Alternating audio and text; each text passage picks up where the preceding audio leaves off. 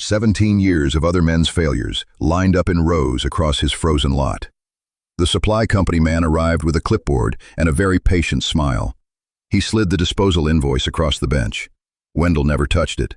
Then the supplier folded, and every phone in the county rang here.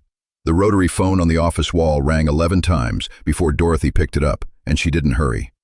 She had one hand flat on the desk ledger and the other reaching, dark blonde braids slung forward over her shoulder, hazel green eyes on the window glass and the rows beyond it. Stainless steel in the November light, 400 and some tanks squatting on railroad ties in graded gravel lanes, every one of them somebody's ruined day from a decade ago.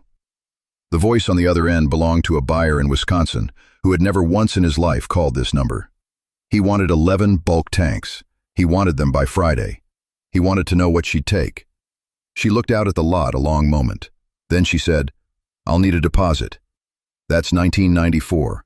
Hold that picture because it took 17 years to build, and it started with a man standing in mud with his hands on his hips. 1977.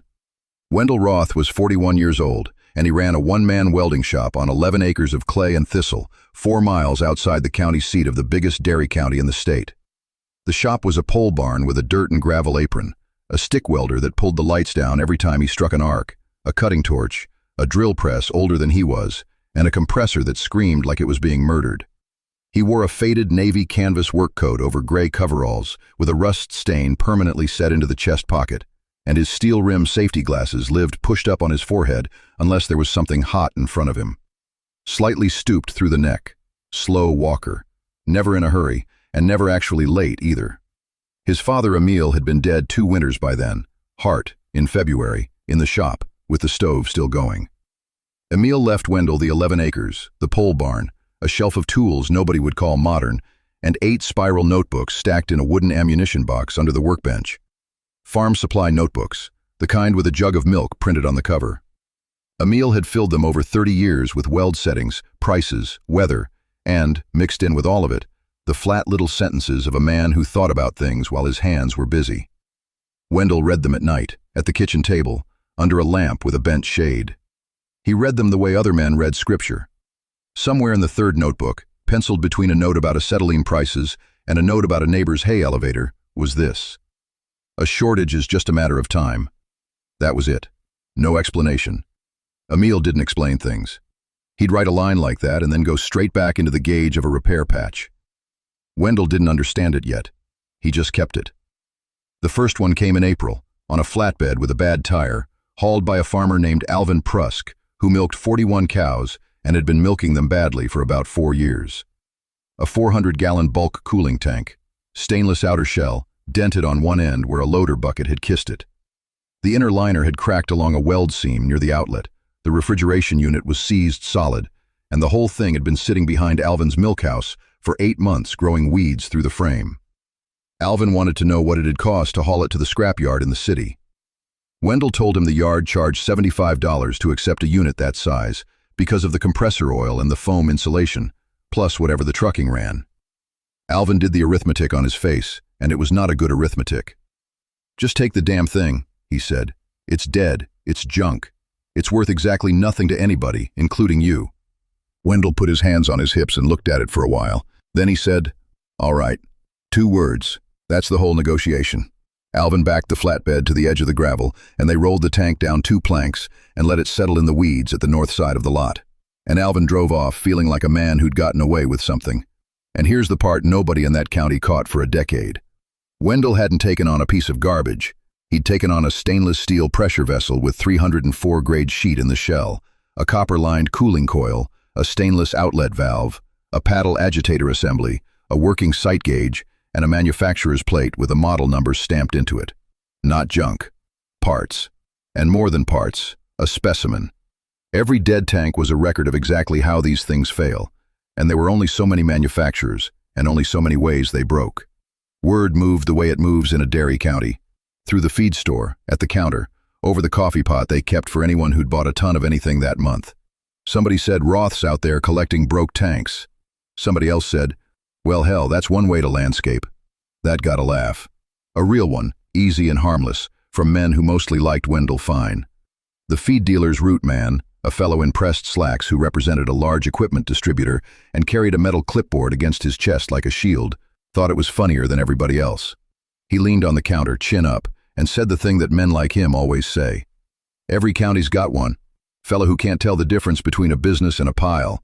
That's not inventory, that's a man's whole life going rusty in a row. Someone ought to tell him nobody's coming to buy his trash. He said it loud enough to carry. Nobody corrected him. Nobody had a reason to.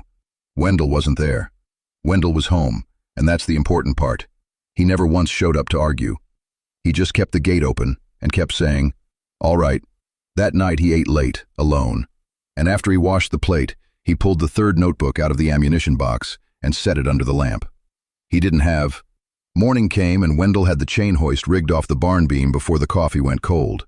That tank weighed about 1,100 pounds empty, and it did not want to move.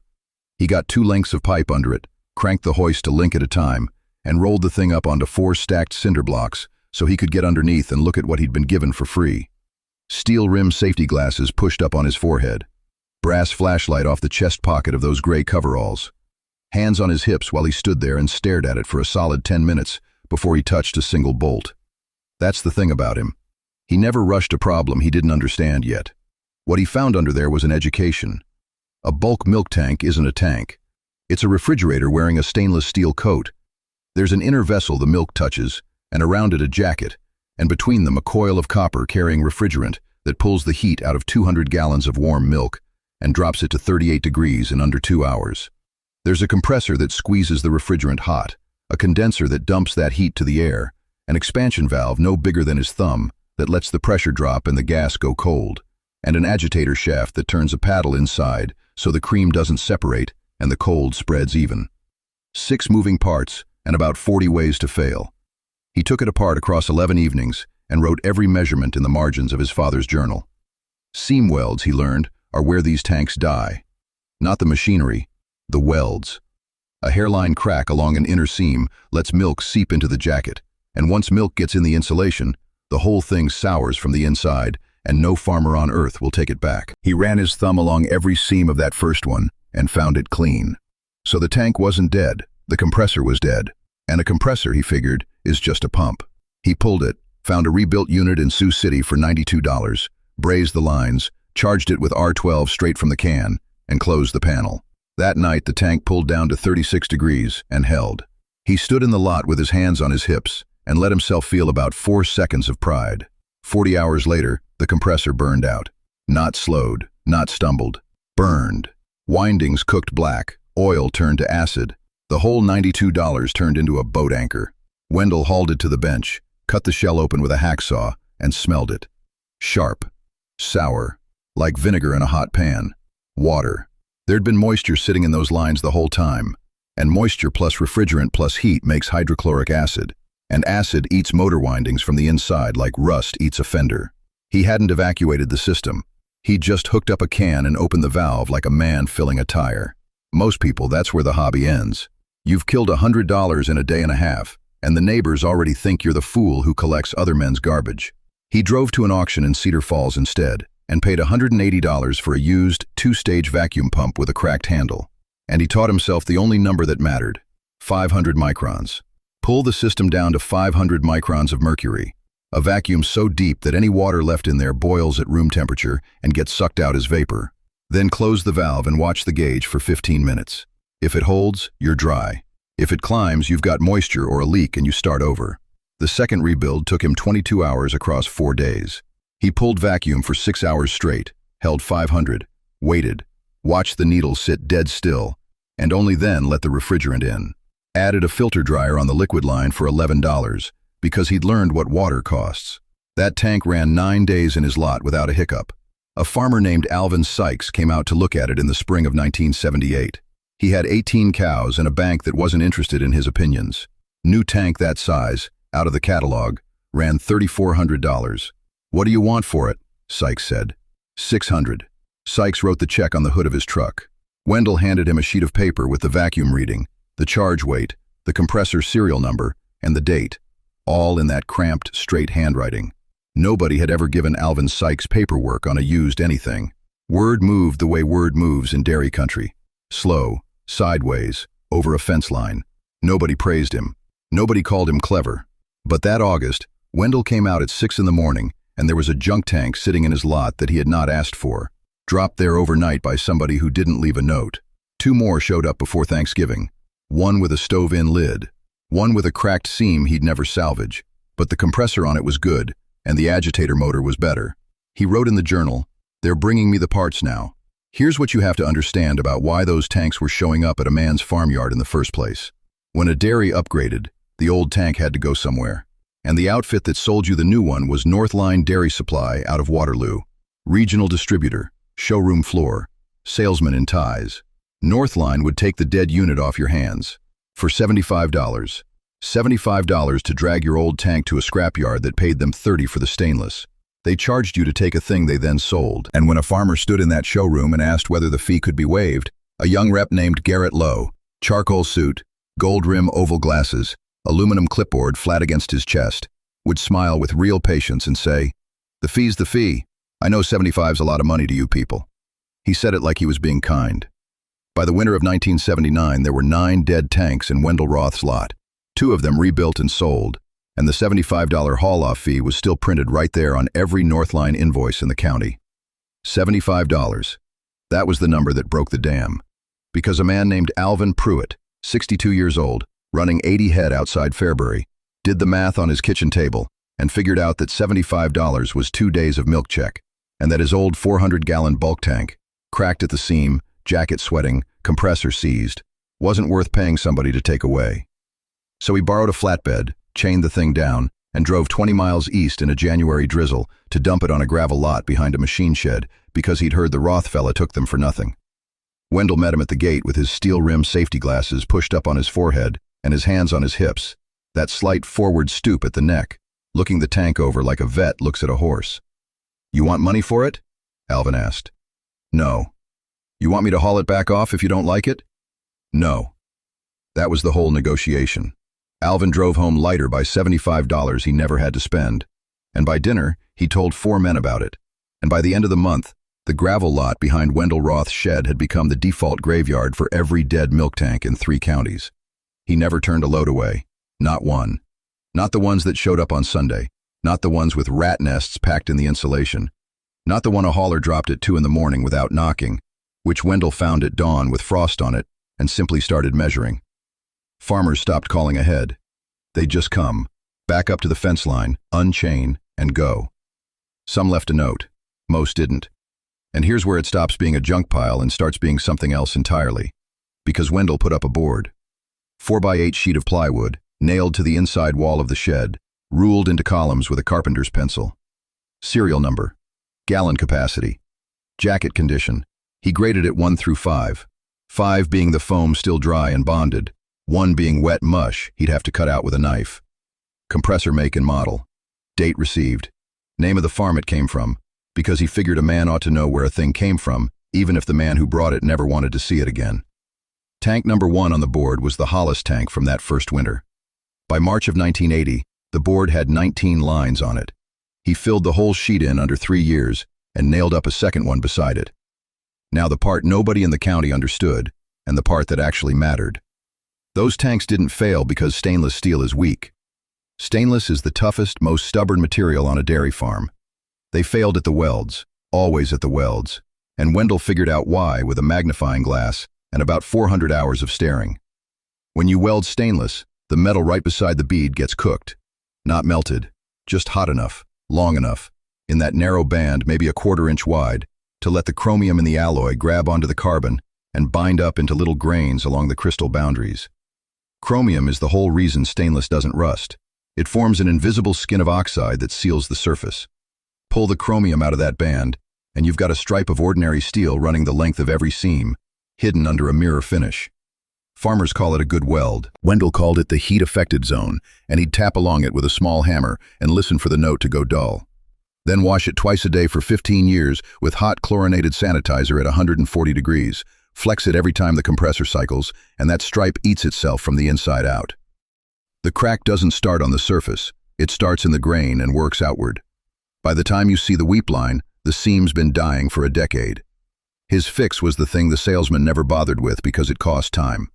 He ground the old bead out entirely, down past the discolored metal, down to bright, until the stripe was gone. Then he ran argon. Not just at the torch, but behind the joint, inside the tank, flooding the backside through a length of copper tube and a taped-up dam of cardboard and aluminum foil, so the molten pool never touched oxygen from either direction. Backing gas. Purge the box, then weld. Low amps, fast travel, short arc, cool it between passes with a wet rag and a thermometer so the metal never sat above 800 degrees long enough to sensitize again. The finished seam came out silver. No straw color, no blue, no black sugar crust on the underside. Just clean silver metal that would outlive the man who laid it. Took him 11 hours a tank. The county paper found out in the spring of 1981. Sent a kid with a camera. The photo ran on page 7. 30-odd tanks in the gravel. Dead compressors stacked like firewood. Wendell in the background in his faded navy canvas coat. That brass inspection flashlight clipped to his chest pocket, not looking up. The caption read, "Roth's Rust Museum." Guys clipped it and taped it inside their milk houses. At the feed store in town, it became a whole genre of joke. "What's Wendell collecting this week?" "Hey Roth, my mother-in-law's about done. You take her too." He heard every one of them. He'd nod, pay for his fittings, and drive home. Never once answered back. Not one time. By the spring of 1983, there were 41 tanks in the lot, laid out in 4 rows on railroad ties with the serial plates facing the aisle. And that's when the charcoal suit showed up. Gray-blue eyes behind thin, gold-rim oval glasses, light brown hair side-parted and gelled flat, polished black Oxfords picking their way through gravel like the gravel had personally offended him. A slim aluminum clipboard held tight against his chest, chin lifted, weight on the balls of his feet. "Garrett Lowe," he said, "Northline Dairy Supply.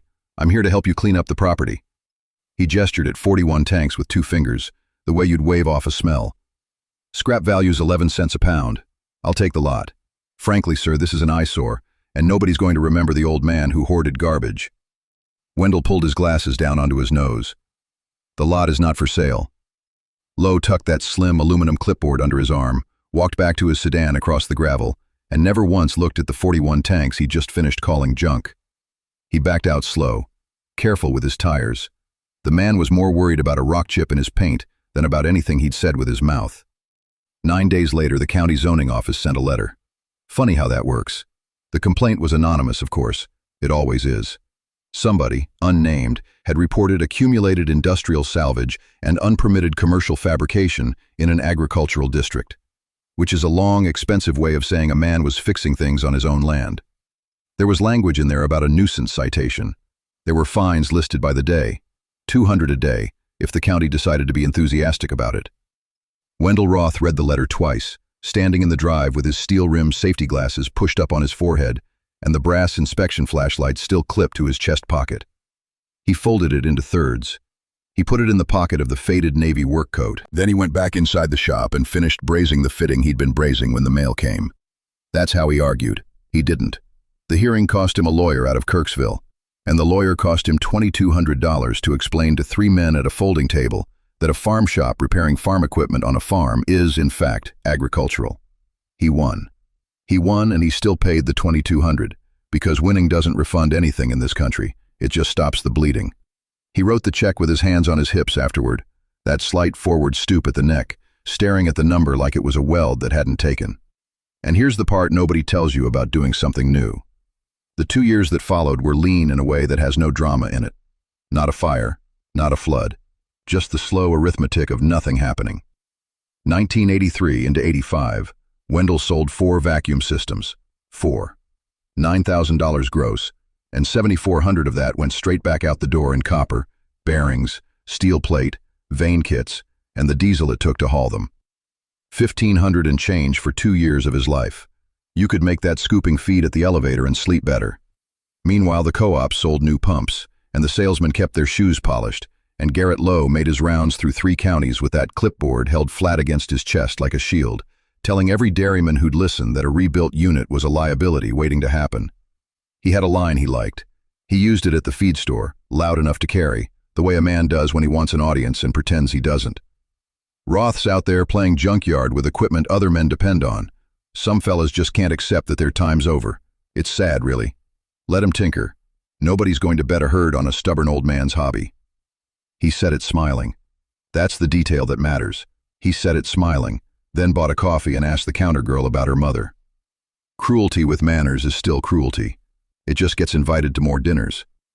November of '85, it rained 4 days without stopping. Wendell sat at the kitchen table at 11 at night with the light on over the sink, and in front of him, face up, was a contract from a scrapbroker in Quincy.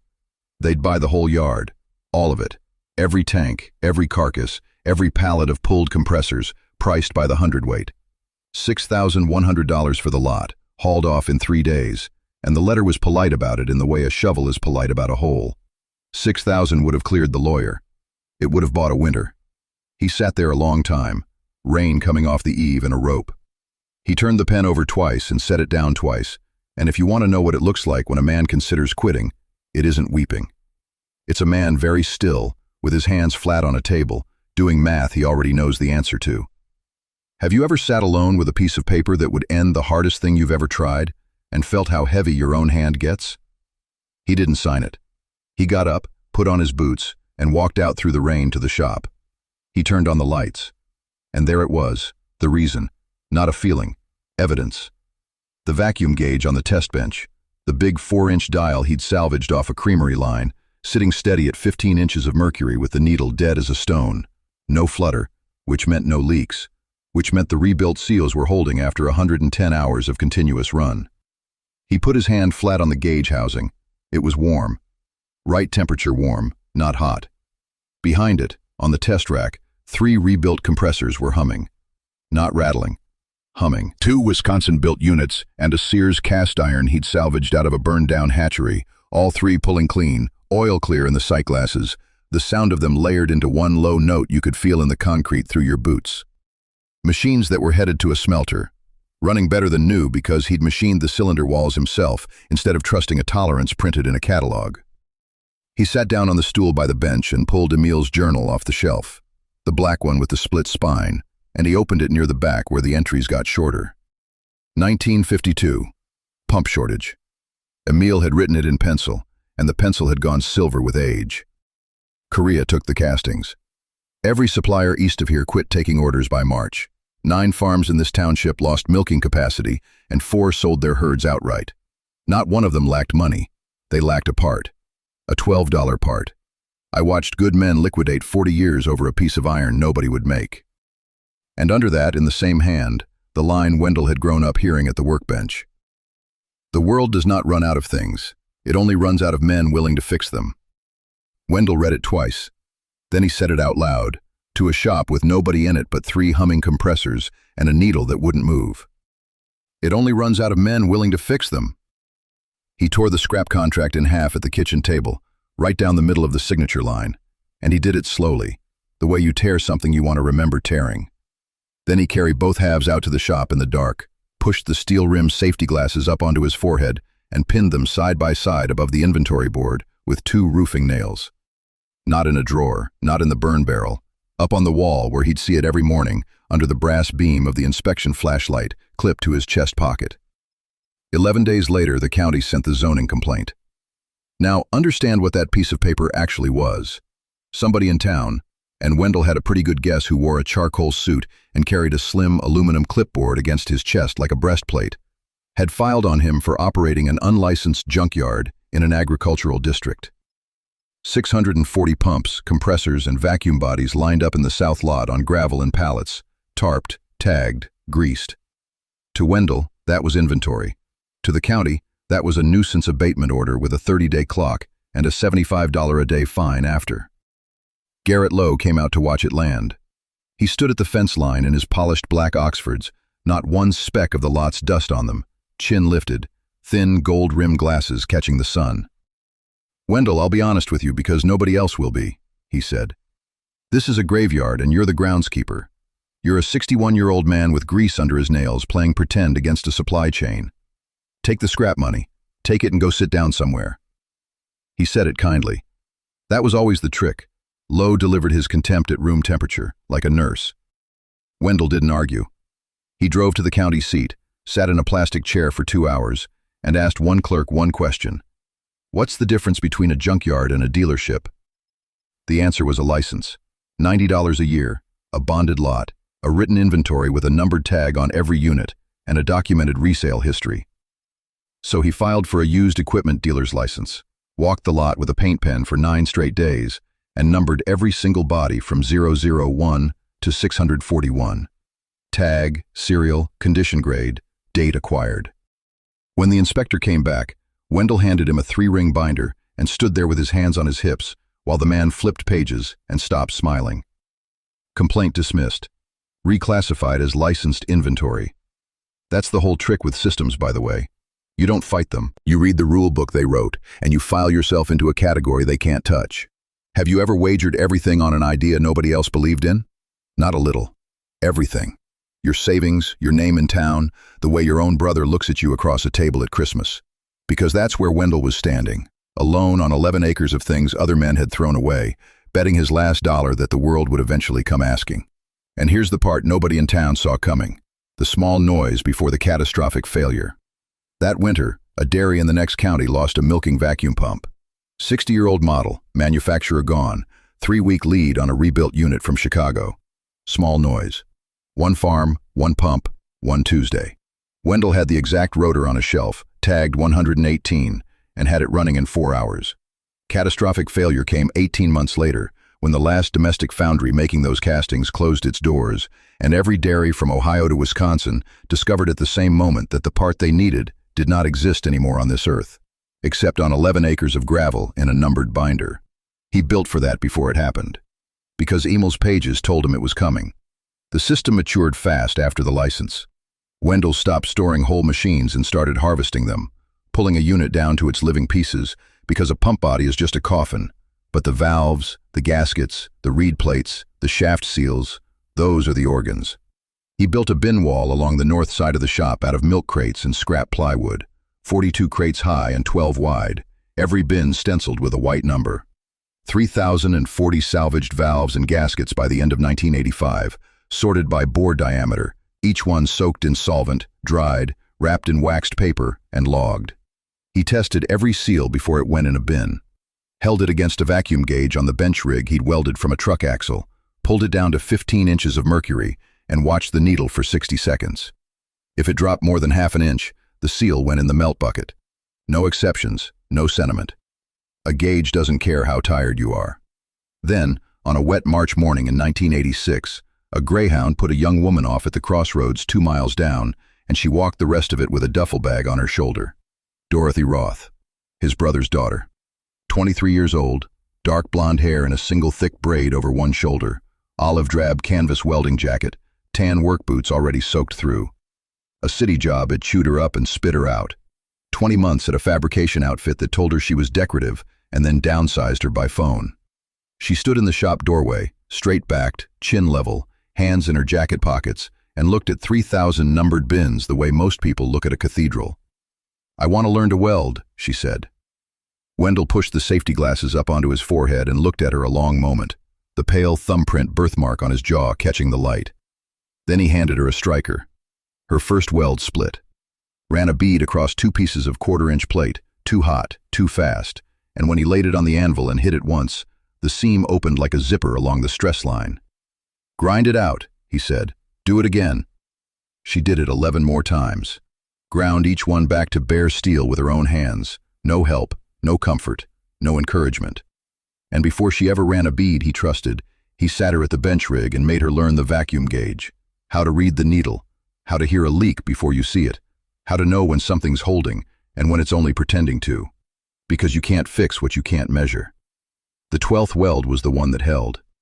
Wendell brushed the dye penetrant along the seam with a rag, wiped it, sprayed the developer, and the two of them stood there under the shop lights watching a wet white line dry into nothing. No red bleed, no hairline crack pulling color out of the metal like a wound. Just clean stainless 316L, laid down in a bead so even you could have run your thumb along it blind and not known where the old plate ended and the new began. He pushed his steel-rimmed safety glasses up onto his forehead and looked at it a long time. "That'll pass," he said. 9 syllables. From Wendell Roth, that was a parade.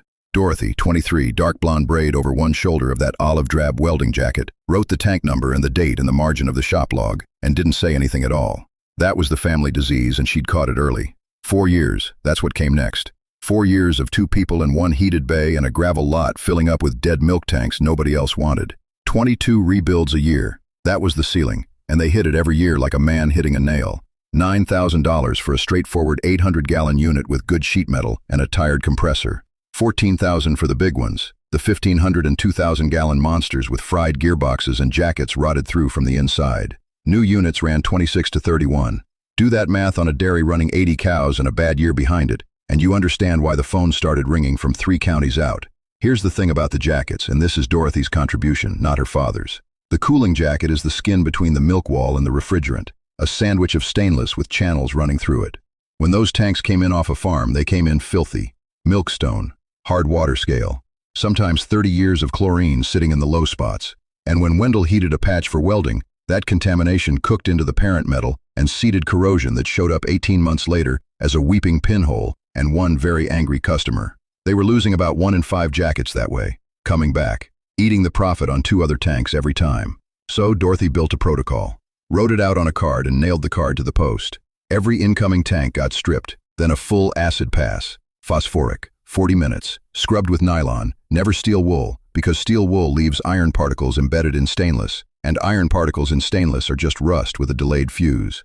Then a neutralizing rinse. Then passivation with nitric to rebuild the chromium oxide layer. Then, and this was the part nobody else did, she'd wipe the weld zone with acetone and hold a clean white cloth against it. If the cloth came away with any color at all, any gray, any faint tan, the tank went back to the acid tank and started over. Failures dropped from 1 in 5 to 1 in 11. Cut in half near enough. She never announced it. She just nailed the card to the post. Somewhere in there the jokes stopped. Not with an apology. Nobody in Cheyenne County has ever apologized out loud in recorded history. It went quieter than that. At the feed store in '88, a man started in on the old routine, the one about Wendell's junkyard and how a man who can't afford new equipment buys other people's garbage, and the counter just went silent around him. Nobody laughed. Nobody picked it up. He finished his own joke into a room that had already moved on to soybean prices, and he never told it again. That's stage 2. It's not respect yet. It's just the sound of people doing math and not liking the answer. Garrett Lowe came back in the spring of 1989. Same charcoal suit, same gold rim oval glasses, same slim aluminum clipboard held against his chest like a shield, standing military straight on gravel in polished black Oxfords that had never once been near a milk house. He'd been promoted, regional now, and he had an offer, which he delivered with that patient little smile, the one that says, "I am doing you a kindness you're too simple to recognize." Exclusive dealer agreement. Roth Refrigeration becomes an authorized Northline service point. They stop rebuilding. They start selling new units on commission, 11%, and Northline supplies parts at dealer cost. "Let's be honest, Wendell," he said, and he let his eyes go around the lot. The rows of stripped tanks, the daughter in the welding jacket with a folding rule in her hip pocket. "You're a scrap operation with a hobbyist's margin. This is the only serious offer a man in your position is ever going to get. Take it while somebody still remembers your name." He said it smiling. That's the part that sticks. Wendell stood there with his hands on his hips, stooped slightly at the neck, brass inspection flashlight clipped to the chest pocket of that faded Navy work coat. "We don't sell tanks. We fix the ones you sold." 9 words. Lowe left with his clipboard and his shoes and nothing else. That same year, they took on the worst job they'd ever accepted. A 1,500-gallon unit with a seized agitator gearbox, a helical reduction unit nobody made parts for anymore, and Northline wouldn't sell them one. Lowe had seen to that. So Dorothy went and bought 3 dead gearboxes for $40 total and laid all 3 out on brown paper on the bench. Every gear, every shaft, every bearing race, in order. Unit 1, good housing, chewed input pinion. Unit 2, good pinion, cracked housing, pitted output bearing. Unit 3, garbage, except for one perfect output shaft and a set of shims. She built 1 out of 3, cleaned every part in solvent, measured backlash with a dial indicator at 14 thousandths, shimmed it to 9, ran it in on the bench for 6 hours with the case open so she could watch the wear pattern lay itself across the tooth faces. It came out centered. 26-hour rebuild. She charged the farmer $400. That tank was still running in 2004. And then, quietly, the outside noticed.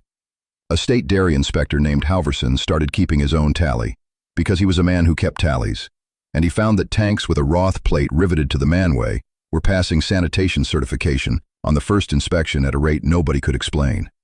By 1990, There were 168 rebuilt tanks working across 4 counties. And that spring, the first rumor drifted in off the co-op circuit. Northline was in trouble. The certification report landed on Wendell's old bench on a Tuesday in March, still warm from the inspector's clipboard, and Dorothy read it standing up with her thumb pressed flat against the paper.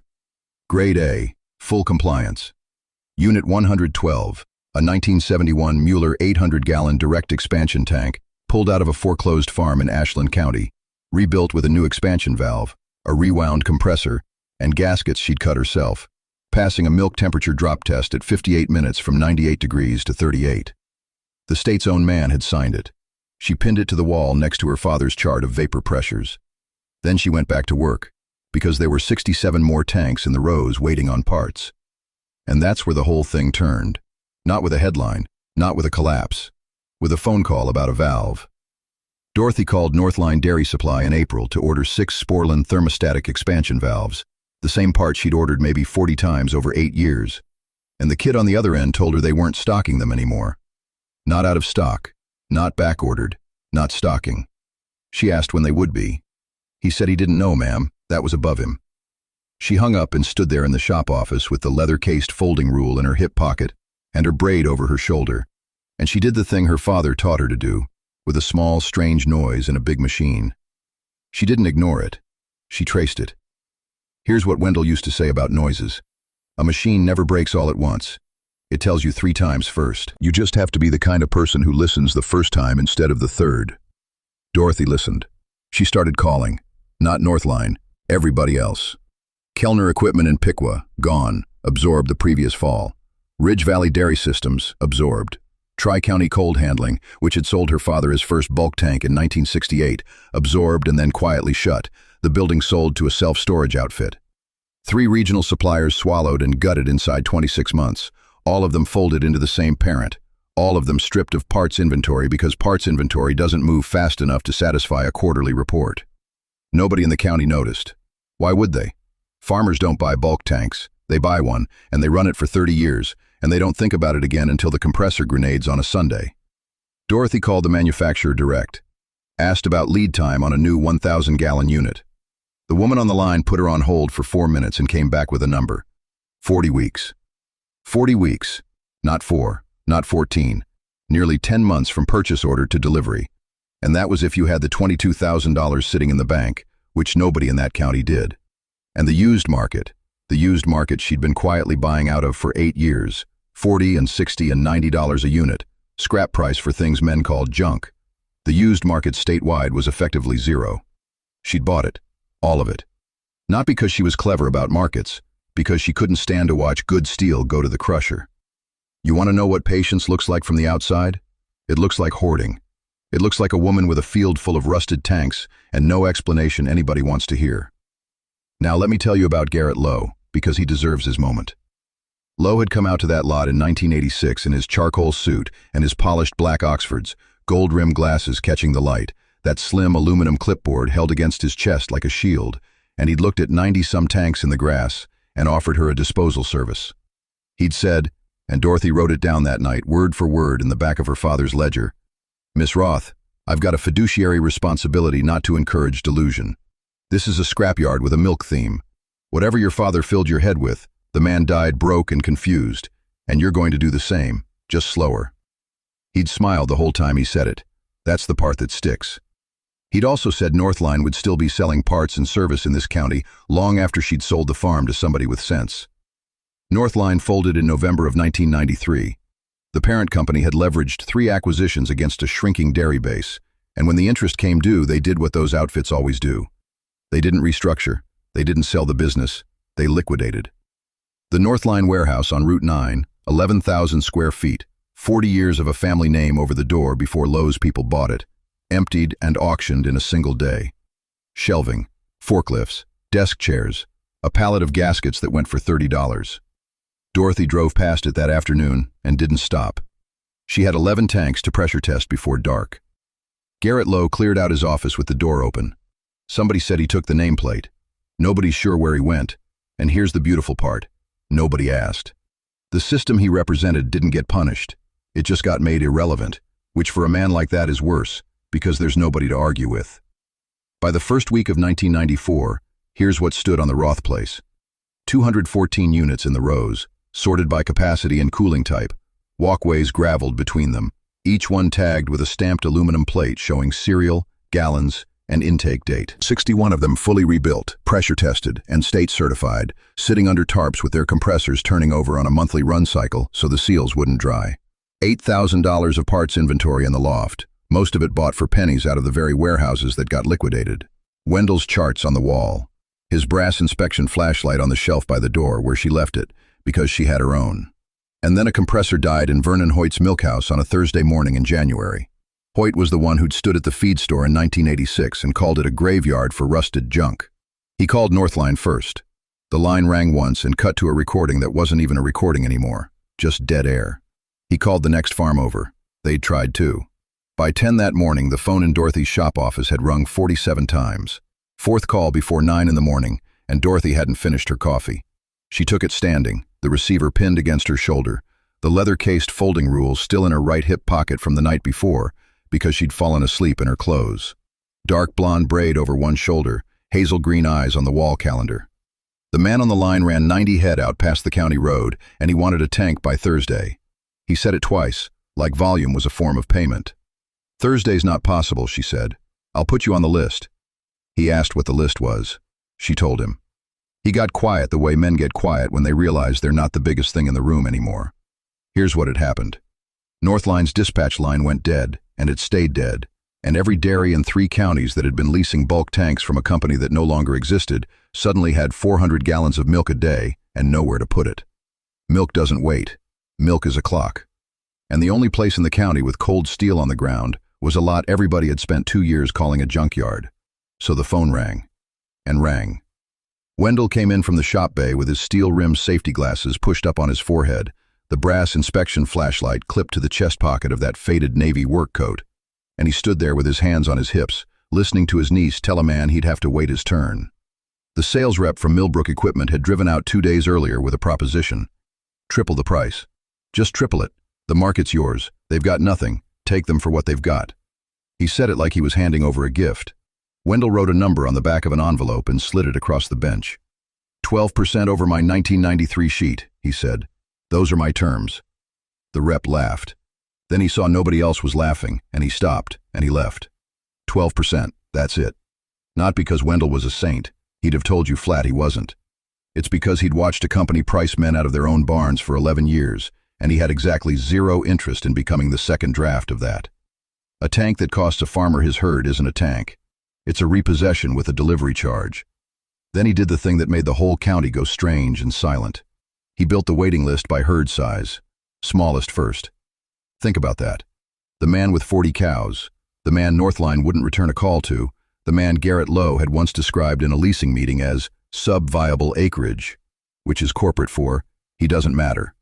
That man went to the top of the page. The 200-head operations went to the bottom. One of them called and offered to pay cash, same day, double. "You're number 19, Dorothy told him. He asked who was number 1. She told him. He hung up. And that's when the whispers turned into something else. Because the third stage of a small town changing its mind isn't an apology. It never is. It's a man in a mud-caked pickup pulling into a lot at 7:20 on a Tuesday, with his hat off before he's even out of the cab. Ellis Fain. 52 head, north side of the ridge. The man who, in 1992, standing outside the feed store with an audience, had looked at Wendell's rows of scrap and said loud, "That's not a shop, that's the Rust Museum. Admission's free, gift shops out back." People had repeated it for 2 years. It stuck the way cruelty sticks. Easy, cheap, no effort required. Ellis stood in the gravel turning that hat over in his hands. He didn't say sorry. Nobody in that county has ever said sorry out loud, and nobody ever will. What he said was, "I've got a tank pump seized up and I've got no place to put tonight's milking." Wendell walked over, wiped his palm on his coveralls and shook his hand. That was the entire ceremony. 2 days later, Ellis came back with a flatbed load of scrap. A dead bulk cooler, 40 feet of stainless line, 2 compressor housings, a heat exchanger with 1 cracked plate. He wouldn't take money for it, just backed the truck to the sorting rows and started unloading. Then he asked the question, and you could hear in it that it was real, not polite, not condescending. The first genuinely curious sentence anyone in that county had directed at Wendell Roth in a decade. "How do you know which of it's still good?" Wendell pulled the flashlight off his pocket, laid the beam flat along a section of tube, and showed him how the light pools where the walls thinned, how pitting reads like frost under a raking beam, how he tapped a weld seam with a knuckle and listened for the dull note that means porosity underneath. Ellis watched for an hour. He came back that Saturday and watched for 3 more. Waste is just a failure of imagination. Wendell didn't say it. He didn't have to. He was standing in the proof of it, and now somebody was finally reading the exhibit. By fall, Dorothy had the second bay. She ran it herself. Her own torch, her own bench, her own bin system. She'd rebuilt his sorting map into something with numbers instead of memory, because his memory didn't scale, and hers wasn't supposed to have to. Olive drab welding jacket, sleeves pushed to the elbow, chin level, hands in her pockets when a farmer talked and moving the second he stopped. 2 bays. 38 tanks in 1 year. 38. Out of a lot that a man in a charcoal suit had once offered to clear for a $75 disposal fee, plus scrap value which he'd have kept. And that brings us to a Wednesday in November, cold enough that the roll-up door was open only because the grinders had the bay hot. A car nobody recognized parked at the edge of the gravel. The man who got out wasn't wearing a charcoal suit. No clipboard. No gel in the light brown hair, just the side part grown out, thin gold rim oval glasses fogging in the cold, and a canvas hat he was holding in both hands. Garrett Lowe stood in the open doorway of the shop he'd once called a liability, and he asked for a job. Wendell didn't make a speech about it. He came out of the shop wiping his hands, steel-rimmed safety glasses pushed up on his forehead, that thumbprint birthmark on his jaw catching the light, and he looked at Garrett Lowe standing in the roll-up door in his charcoal suit with his hat crushed in both hands. Then he walked past him, picked a slim aluminum clipboard off the nail, Lowe's own clipboard, the one he'd left behind the day the plant shuttered, and handed it back to him with a bin number list clipped to it. "Rows 9 through 14, Wendell said. "Tag what's rusted through. Don't guess." Not one word about the past. Not one. You want to know what that did to a man who once stood on a loading dock and told a 23-year-old woman that she was salvage yard trash playing at industry? That people like you don't build anything, you just pick through what real companies leave behind. A man who'd looked at Dorothy's hand-lettered inventory board and laughed out loud, who told the county agent she was a hobbyist with a barn and a dead man's delusions. It broke something loose in him. He counted bins for 11 weeks that fall. He was good at it. Turns out the man could actually count. It was the smiling contempt that had been worthless all along. And by 1998, the model had legs. Marsh County first, then Coulter, then 2 counties across the state line. Salvage the orphaned units, pull the plates, recertify to spec, log every serial in a bound book. 4 counties, 19 shops.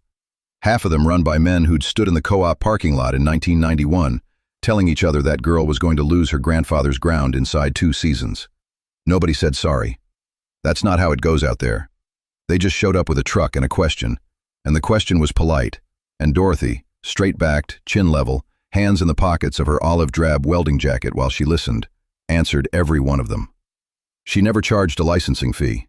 Wendell asked her why once. "A shortage is just a matter of time," she said. "Better if more of us are ready." Emil's line. She'd been saying it 15 years by then. Wendell's last winter in the shop was 2006 going into 2007. He'd gone slow by then, that stoop at the neck deeper, hands resting on his hips longer between tasks, the brass inspection flashlight still clipped to the rust-stained pocket of his coveralls. January, cold enough that the concrete sweat. He set a rebuilt housing on the bench and called her over to teach her the vacuum hold test one more time, a test she'd performed maybe 4,000 times, and he knew that, and he taught it to her anyway. Cap the port. Draw it down to 20 inches of mercury. Then you wait, and you don't touch it, and you don't breathe on the gauge, and you watch the needle for a full 5 minutes. Anything more than 1 inch of creep, the seal's lying to you. 2 inches, you've got a hairline in the casting you can't see, and never will until it fails in somebody's field in August. 5 minutes, he said. Everybody wants to call it at 90 seconds. I know. I know you know. He pushed the safety glasses down off his forehead, then pushed them back up, which was what he did instead of getting sentimental. Just wanted to watch it done right one more time. The lot hit its peak the year after. 300 units in rows, mud-free because she'd graveled and crowned every aisle herself over 9 summers, and an inventory board 4 sheets of plywood wide bolted to the shop's north wall. Serials, sources, disposition, date. A 2-year backlog. Farmers putting deposits down on machines that were still sitting in a dead orchard in another state, waiting to be hauled. He died in October 2007. Sitting up, at the bench, with a torque wrench set to 65 foot-pounds and a half-finished line in the notebook. She finished the line. It was the honest thing to do. The number was right there in front of him on the dial. 12 notebooks by then. 6 in Emil's cramped pencil, the covers gone soft as cloth. 6 in Dorothy's hand, ink, harder press, every page dated. She kept them in the same steel cabinet with the same brass key on the same ring, and she never once put one behind glass. A book you can't get grease on isn't a book. It's a decoration. 2019. Come see it. The lot's dark with 60 years of oil worked into the ground, and it's laid out in rows so straight you could sight a rifle down them. Dorothy's silver hair is shoulder length now, pinned back, that small, pale birthmark just below her right ear. The same worn, leather-cased folding rule riding in her right hip pocket because she's never found a reason to carry a different one. She's at the bench with a young man, 31, hands already ruined the good way. 3 years into an apprenticeship he asked for twice before she said yes. He's got a housing capped and drawn down to 20 inches. 90 seconds in, he reaches for it. 5 minutes, she says. He puts his hand back on the bench. The needle holds. Half an inch of creep at 4 minutes, nothing after. Good casting. Then she unclips the brass flashlight from her jacket, the body worn to a soft yellow at the grip, and sets it on the bench in front of him. Sets the 12 notebooks beside it, all of them, Emil's and hers together, stacked and squared. These stay in the cabinet, she says. You write in the new one. He doesn't know what to say, so he says thank you, which is the correct thing. Everybody's going to tell you to buy new, she tells him. They'll tell you the old iron's dead and there's no market and you're wasting your life picking through what other people threw out. She picks up the folding rule, flicks it open, flicks it closed. A shortage is just a matter of time. Here's the pattern, and it's older than any of them. Everything the world calls garbage is just something priced before anyone understood it. Wood, fruit, fish, dirt, iron. Somebody laughs, somebody waits. There's another one of these. Different county, different ruined thing, same stubborn arithmetic.